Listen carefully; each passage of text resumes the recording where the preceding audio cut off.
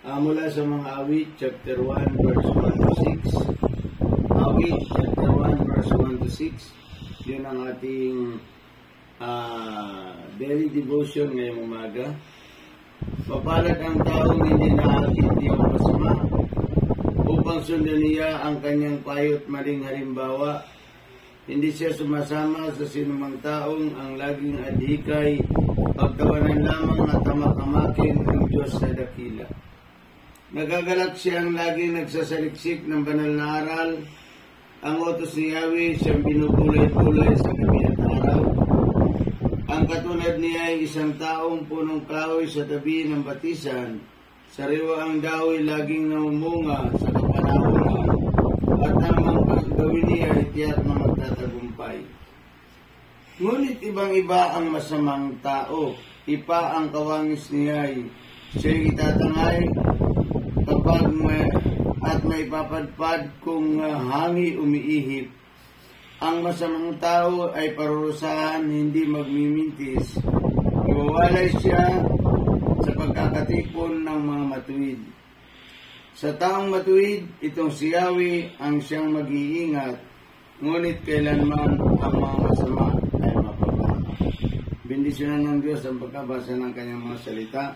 Ngayong umaga po ay narito kami upang magkaroon ng devotion. Itong miyembro ng vlog, itong mga miyembro ng vlog po, ito po yung mga miyembro ng vlog, ay meron kaming devotion pagpasok nitong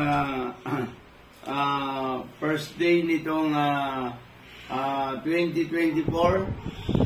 Purihin ang Panginoon. Nasabi niya dito, nagagalak siyang laging nagsasaliksik ng banal na aral. Ang utos ni Yahweh siyang binubulay-bulay sa gabi at araw. Sabi niya sa 3, ang katulad niya ay isang punong kahoy sa tabi ng batisan. Sariwa ang dahoy, laging namumunga sa kapanahunan. At anumang kanyang gawin ay tiyak na magtatagumpay. Ito yung tao.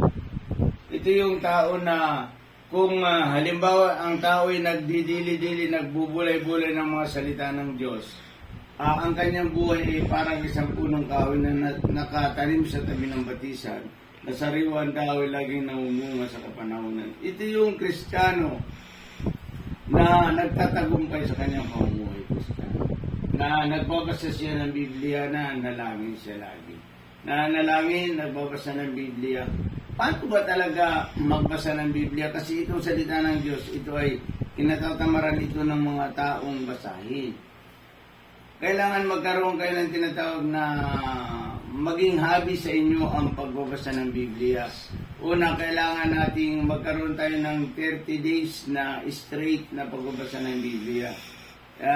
Pag natapos nyo, halimbawa nabasa nyo ng 30 days ang Biblia na straight, ay hindi na kayo mabubuhay ng hindi nagbabasa ng Biblia. Yun na, hobby natin yun. Kasi ang banal na kasulatan ay nakakatamad itong basahin, sapagkat ito ay spiritual na bagay. Pero kung maging hobby na ninyo ang magbasa ng Biblia, ay hindi kayo mabubuhay, kulang ang buhay ninyo kapag hindi kayo nakapagbasa ng Biblia. Kaya sabi dito, nagagalak siyang laging nagsasaliksik ng banal na aral. Ang utos si Yahweh siyang binubulay-bulay sa gabi at araw. Ang katulad niya isang punong kahoy sa tabi ng batisan, sariwa ang dahoy, laging nang umunga sa kapanahonan. Iyon yung buhay ng isang Kristiyano. Hindi sabi sa 6, ang taong matuwid, itong si Yahweh siyang mag-iingat, ngunit ang masama ay kailanman mapapahamak. Ito yung tao. Na kapag ang tao ay matuwid, tinanggap mo si Kristo bilang Panginoon at tagapagligtas ng iyong buhay, ang ating Panginoon, ikaw ay sa iyo nakatingin ng Diyos. Ano man ang iyong problema, ay andyan. Salamat sa vlog na ito. Salamat sa Diyos dahil maraming mga tao ang naliligtas. Thank you sa mga miyembro nitong vlog. Salamat sa inyo. Purihin ang Panginoon. Sila po yung mga pinagmumula ng mga para isulong natin ang gawain ng Panginoon sa pangangaral ng salita ng Diyos. Sila po yun. Kaya pasalamat ako sa Panginoon. Nandiyan kayo. At kayo ay ginagamit ng Panginoon. Purihin natin ang Panginoon sa umaga ito. Ngayon na 2024, Purihin natin ang Panginoon, pasalamatan ang Diyos na si Jesucristo. Siya ang pinakadakila at siya ang ating itaas. Mapalad ang mga taong nagbabasa at nananalangin sa ating Diyos sapagkat siya ay pagpapalain ng Panginoon at siya ay lalago spiritual. Sa inyo po mga Kristiyano at mga hindi pa Kristiyano, ay simulan natin ang ating year. Itong year na ito, year 2024, simulan natin ito sa pananalangin at pagbabasa ng Biblia. Salamat po, purihin natin ang Panginoong Jesucristo. Mabuhay po kayo.